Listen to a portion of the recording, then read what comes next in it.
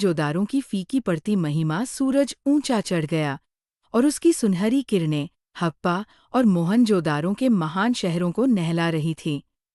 उसकी गर्मी भरी रोशनी सीधी सुव्यवस्थित सड़कों, चहल-पहल से भरे बाजारों और पकी हुई ईंटों से बनी ऊंची इमारतों पर पड़ रही थी, जो समय की कसौटी पर खरी उतरी थी।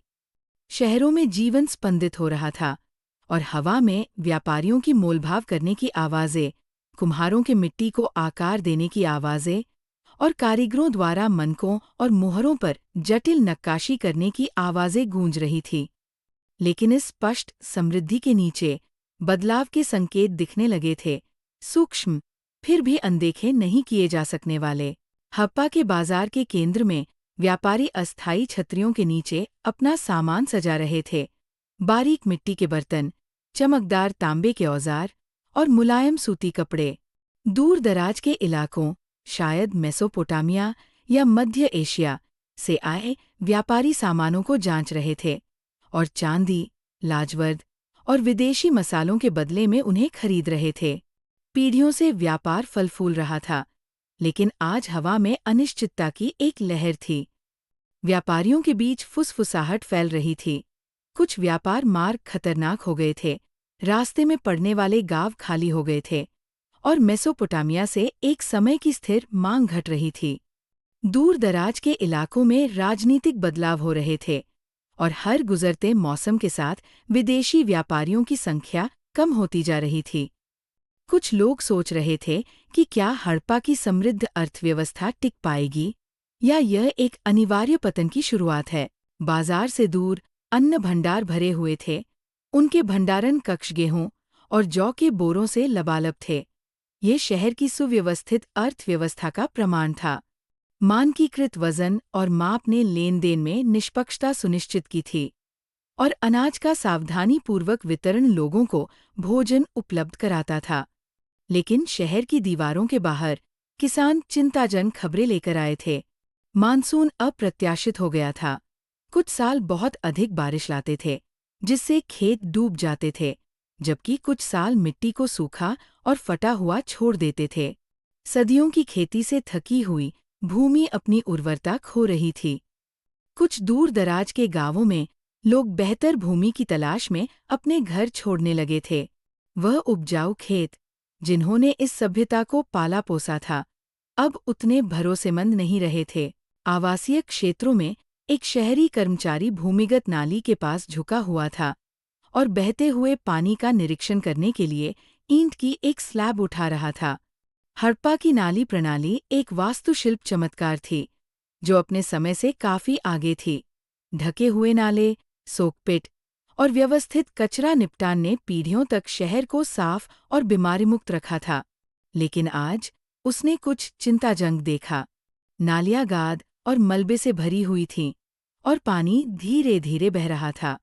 कुछ घरों ने अपने गंदे पानी को गलत तरीके से मोड़ना शुरू कर दिया था, जिससे स्थिर पानी के गड्ढे बन गए थे और हवा में एक अप्रिय दुर्गंध फैल रही थी। उपेक्षा धीरे धीरे घर कर रही थी। ये पतन का एक छोटा लेकिन अशुभ संकेत था।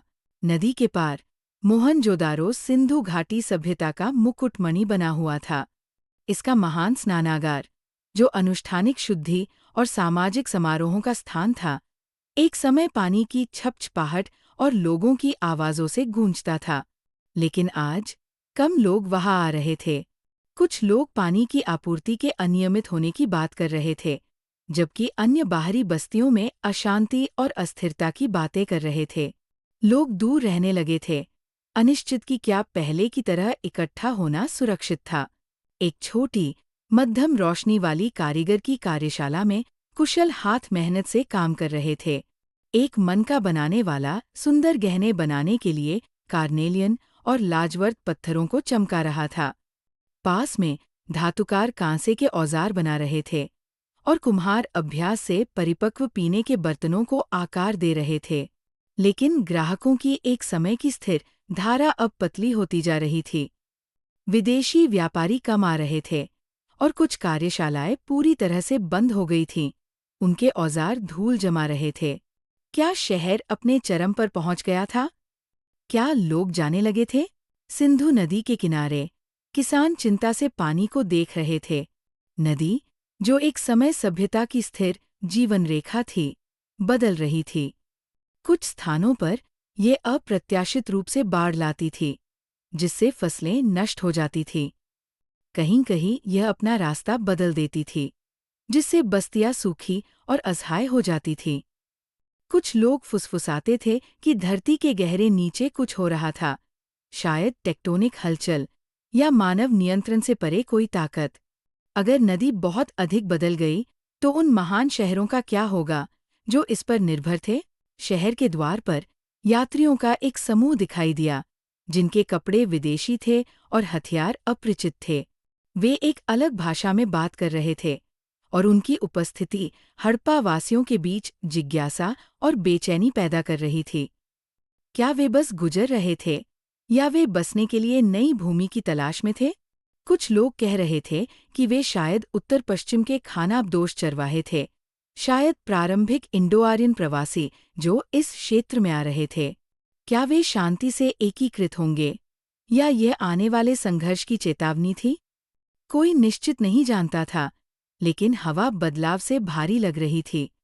सूरज आकाश में अपनी धीमी यात्रा जारी रखे हुए था, और हप्पा और मोहनजोदारो जीवित और समृद्ध बने हुए थे, लेकिन इस सभ्यता की मजबूत नींव में दरारें दिखने लगी थीं। व्यापार धीमा हो रहा था, कृषि कमजोर हो रही थी, बुनियादी ढांचा खराब हो रहा था, नदी बदल रही थी, और नए लोग आ रहे थे।